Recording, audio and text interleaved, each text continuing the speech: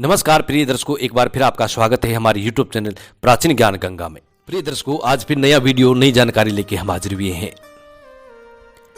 जो लोग हमसे नए जुड़े हैं वो हमारे चैनल को सब्सक्राइब करें, बेल आइकन ऑन करें, अच्छे अच्छे कमेंट किया करें ताकि हर आने वाली वीडियो का नोटिफिकेशन सबसे पहले आपको मिले और आप उसका फायदा उठा सके। प्रिय दर्शकों, आज का हमारा प्रसंग है कर्मों का फल। कर्मों का फल हर इंसान को भुगतना पड़ता है। यदि हम इस जन्म में कुछ गलत कर्म करते हैं तो हो सकता है हमें इस जन्म में भी भुगतना पड़े। यदि इस जन्म में भुगतना नहीं पड़ता है, अगले जन्म में हमें जरूर से जरूर भुगतना पड़ता है। प्रिय दर्शकों, शास्त्रों में ऐसा बताया गया है, यदि हम पिछले जन्म में कुछ ऐसे कर्म करके आते हैं जिनका भुगतान हमें इस जन्म में करना पड़ता है। व्यक्ति को सुख और दुख जो मिलता है उनके कर्मों के हिसाब से मिलता है, ऐसा शास्त्रों में वर्णित है, ऐसा गरुड़ पुराण में स्पष्ट लिखा हुआ है। प्रिय दर्शकों, आज ऐसी एक छोटी सी कहानी हम प्रस्तुत करने जा रहे हैं जिसमें संपूर्ण कर्मों का फल का जिक्र आएगा। इस कहानी को आप पूरा सुने और ध्यान से सुने। प्रिय दर्शकों, यह कहानी बड़ी ज्ञानवर्धक है और पवित्र है। प्रिय दर्शकों, इस कहानी के बारे में शास्त्रों में ऐसा लिखा गया है कि जो व्यक्ति इस कहानी को बड़ी लगन से और ध्यान से सुनता है उस व्यक्ति के सभी बुरे कर्म, उसके पिछले जन्म के और इस जन्म के बुरे कर्म श्री शालिग्राम जी माफ कर देते हैं। शालिग्राम भगवान माफ कर देते हैं। शुरू करते हैं प्रिय दर्शकों ये प्यारी सी कहानी, ये प्यारा सा वीडियो। प्राचीन काल में एक सदन कसाई नाम का एक कसाई रहा करता था।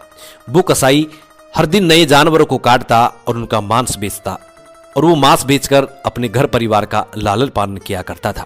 मांस बेचकर ही अपने परिवार का पालन किया करता था, अपने परिवार का पालन पोषण किया करता था।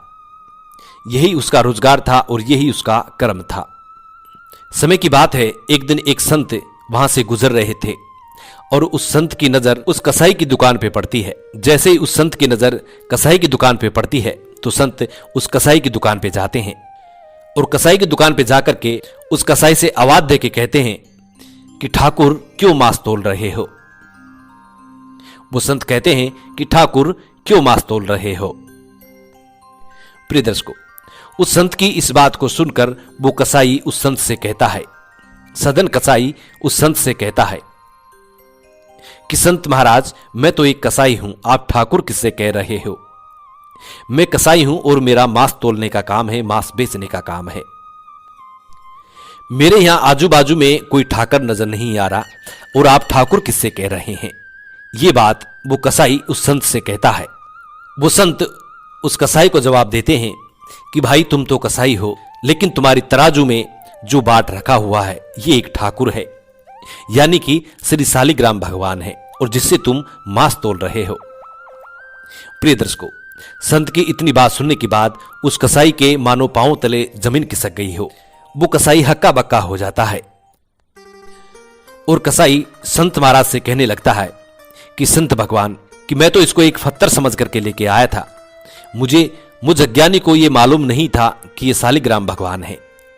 संत से क्षमा याचना करता है। श्री संत महाराज उस कसाई से कहते हैं कि भाई, अब से पहले जो हो गया सो हो गया, लेकिन अब इस बाट से, इस शालिग्राम से आप मांस तोलना बंद कर दीजिए और हो सके तो स्नान ध्यान करके उनको गंगा जल में पवित्र करके किसी मंदिर में स्थापित कर दीजिए। यदि तुम्हारी मुक्ति चाहते हो तो इस शालिग्राम को किसी मंदिर में स्थापित कर दीजिए। प्रिय दर्शकों, वो कसाई झुरझुर रोता हुआ, अपनी आंखों से आंसू की धार बहता हुआ वो कसाई शालिग्राम को उठाता है और गंगा जल स्नान करवा के, खुद स्नान करके और गंगा जल स्नान करवा के पवित्र होकर के उस शालिग्राम को मंदिर में स्थापित कर देता है और भगवान से क्षमा याचना करता है। कहता है, ए परवरदिगार, ए मेरे मालिक, हो सके तो मेरी गलतियों को क्षमा कर। मैं नादान ये समझ ही नहीं पाया और ठाकुर जी भगवान आपसे हर रोज मांस तोलता रहा। ठाकुर जी आपसे हर रोज मांस तोलवाता रहा, लेकिन तुमने मेरी सभी गलतियों को माफ कर और मेरे परिवार का पालन पोषण करते रहे। प्रिय दर्शकों, इस तरीके से वो कसाई भगवान से क्षमा याचना करता है और अपने मन में यह दृढ़ संकल्प लेता है कि आज के बाद मैं मांस की दुकान नहीं करूंगा। मैं आज के बाद सिर्फ और सिर्फ भगवान की भक्ति करूंगा। इसी विचार को लेकर वो कसाई अपनी मांस की दुकान अपने पुत्र को संभलाकर वहां से भगवान की भक्ति करने के लिए रवाना हो जाता है। सोचने लगता है कि मैं चारों धाम की यात्रा करूंगा, जिससे मेरे पाप मेरे प्रभु मिटा देंगे और मेरा जीवन सुखमयी हो जाएगा। इसी विचार को लेकर वो कसाई अपनी कसाई वाली दुकान को अपने पुत्र को थमाकर वहां से रवाना हो जाता है। वो कसाई घर से रवाना हो जाता है और पैदल पैदल चलते चलते उसको दिन छप जाता है, यानी संध्या का समय हो जाता है। अब वो कसाई एक नगर में जाता है और नगर में रात्रि विश्राम के लिए एक व्यक्ति के घर जाता है और उस व्यक्ति से कहता है कि भाई, मैं एक फकीर आदमी हूं, यदि आपकी आज्ञा हो तो क्या मैं आज की रात्रि आपके यहां गुजार सकता हूं। प्रिय दर्शकों, वो व्यक्ति उस कसाई को रात्रि रुकने के लिए कहता है और उसको रुकने की जगह देता है। प्रिय दर्शकों, उस व्यक्ति की पत्नी अपने हाथों से खाना बनाती है, उस कसाई को रात्रि भोजन कराती है। भोजन कराने के बाद उस कसाई को बिस्तर लगा देती हैं और कसाई सो जाता है। प्रिय दर्शकों, आधी रात का जब समय होता है, कसाई जिस चारपाई पे सोया हुआ था उस चारपाई पे एक औरत आके और सो जाती है। जब कसाई देखता है कि उसकी चारपाई पे कोई औरत आके सो गई है तो कसाई फट से खड़ा हो जाता है और खड़ा होकर के उस औरत से कहता है कि तुम कौन हो और मेरी चारपाई पे आके क्यों सो गई हो। प्रिय दर्शकों, वो औरत कसाई का हाथ पकड़ करके और फिर से चारपाई पे खींच लेती है। कसाई फिर से खड़ा होता है और उस औरत से कहता है कि तुम मेरे पीछे क्यों पड़ी हो। मैं एक ब्रह्मचारी आदमी हूं, एक फकीर हूं, एक संत हूं और तुम मेरा पीछा छोड़ दो, जहां से आई हो वहीं चली जाओ। प्रिय दर्शकों, वो औरत उस कसाई को जवाब देती है कि तुम जिस घर में ठहरे हो, आज तुमने जिस घर का नमक खाया है, मैं उस घर की मालकिन हूं। इतनी सुनने के बाद कसाई उस औरत से कहता है कि अंदर तुम्हारा पति सोया हुआ है और तुम अपने पति के पास चली जाओ। मैं एक शादीशुदा आदमी हूं और मैं भगवान की भक्ति करने के लिए निकला हूं, इसलिए मेरे यहां तुम्हारी कोई जगह नहीं है और आप यहां से चली जाओ। वो औरत उस कसाई को जवाब देती है कि जब तुम मेरे घर आए थे उसी वक्त मैंने तुम्हें देखा था और तुम्हारी रूप की मैं दीवानी हो गई हूं। मैं तभी से तुमसे प्रेम करने लगी हूं। मैं ये इंतजार कर रही थी कि कब रात्रि हो और मैं कब तुमसे मिलूं, लेकिन अब रात्रि हो चुकी है और मैं तुम्हारे समक्ष आ गई हूं। अब तुम्हें कैसे छोड़ दूं। वो औरत इतनी बात कहती है। वो कसाई फिर से उस औरत को कहता है, वो कसाई फिर से उस औरत को समझाने की कोशिश करता है और कहता है कि मेरे यहां तुम्हारी कोई जरूरत नहीं है, मैं भगवान की भक्ति करने के लिए निकला हूं, इसलिए आप यहां से हो सके तो चली जाइए। लेकिन वो औरत जिद करती है। वो औरत फिर से कहने लगती है कि मैं समझ गई हूं तुम क्यों डर रहे हो। वो औरत तुरंत चारपाई से खड़ी होती है और अपने घर के अंदर चली जाती है। औरत घर के अंदर जाकर के उस औरत के पति की तलवार रखी हुई थी, उस तलवार को अपने हाथों में उठाती है और जहां पे उनका पति सोया हुआ था अपने पति पे जाकर के वार करती है। अपने पति का सर धड़ से अलग कर देती है। प्रिय दर्शकों, अपने पति को मारने के बाद खून से लथपथ तलवार को लेकर के और उस कसाई के पास में आती है। आकर के कसाई से कहती है कि मुसाफिर, मैंने अपने पति को मार दिया है जो आपके और मेरे बीच में रोड़ा बना हुआ था।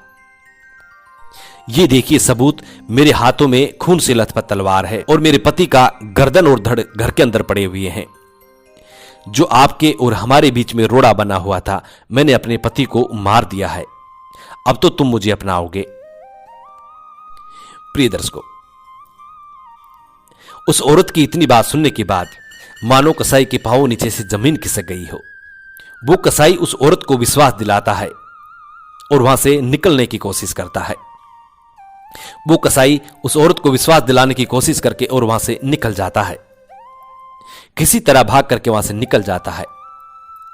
आंखों में आंसू की धार बहती रहती है और यही सोचकर दुखी होता है कि हे प्रभु, ये कैसा दृश्य दिखाया है। प्रिय दर्शकों, अब वो कसाई एक संत की टोली में मिल जाता है, एक संत की टोली में शामिल हो जाता है।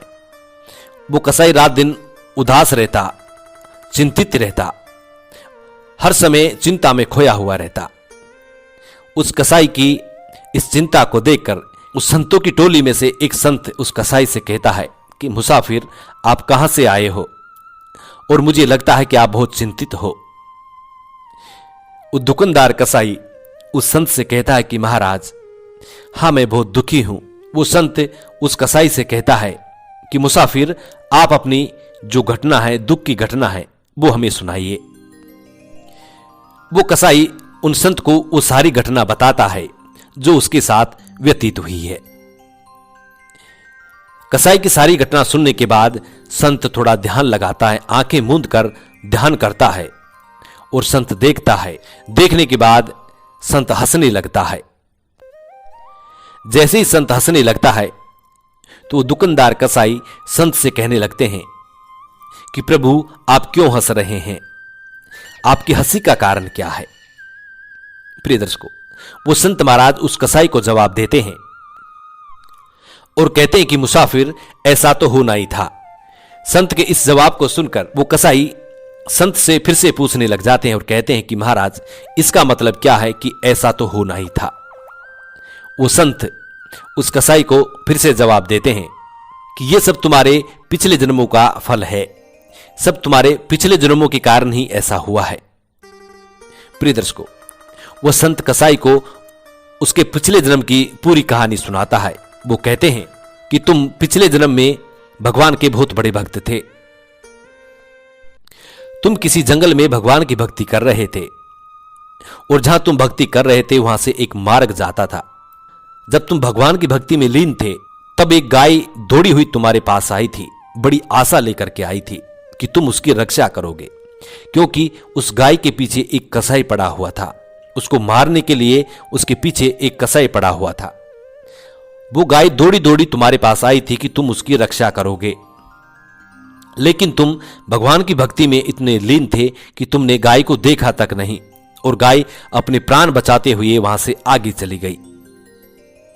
कुछ देर बाद में जहां तुम भक्ति कर रहे थे वहां पे जो गाय के पीछे कसाई पड़ा हुआ था, वो कसाई आता है और आपसे पूछता है कि आपने किसी गाय को यहां से भागते हुए देखा है? तो तुमने उस कसाई को अपनी बगैर आंखें खोले उस मार्ग का पता बता दिया, उंगलियों के इशारे से, जिस रास्ते से वो गाय दौड़ी चली गई थी।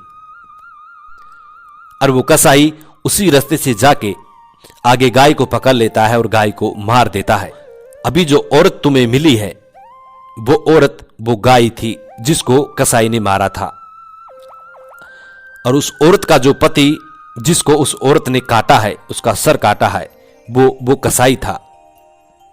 तुम पिछले जन्म में भगवान के भक्त थे और तुमने उस गाय का पता बता दिया था, उसका रास्ता बता दिया था, इसलिए वो औरत तुम्हारे साथ ऐसा दुर्व्यवहार कर रही थी। अब उस कसाई को इस बात का पूरा मालूम हो जाता है कि इस घटना का कारण क्या है। वो कसाई उन संत का शुक्रिया अदा करता है और उन संत को अपना गुरु बनाता है। प्रिय दर्शकों, अब वो कसाई एक कसाई से एक भक्त बन जाते हैं। भगवान के ऐसे भक्त बनते हैं कि भगवान शालिग्राम उनको साक्षात दर्शन देते हैं और उनका कल्याण करते हैं। इसलिए कहते हैं कि जैसा हम बीज बोते हैं वैसा फल हमें मिलता है। इस जीवन में हमें सुख या दुख जो मिलता है ये हमारे बोए हुए बीज होते हैं। या तो हम इस जन्म में बोते हैं या हम पूर्व जन्म में बो के आए हैं, वही फल हमें मिलते हैं। प्रिय दर्शकों, इसलिए कहते कि कर्मों का फल भुगतना पड़ता है। कहते हैं कि जैसा करोगे वैसा भरोगे।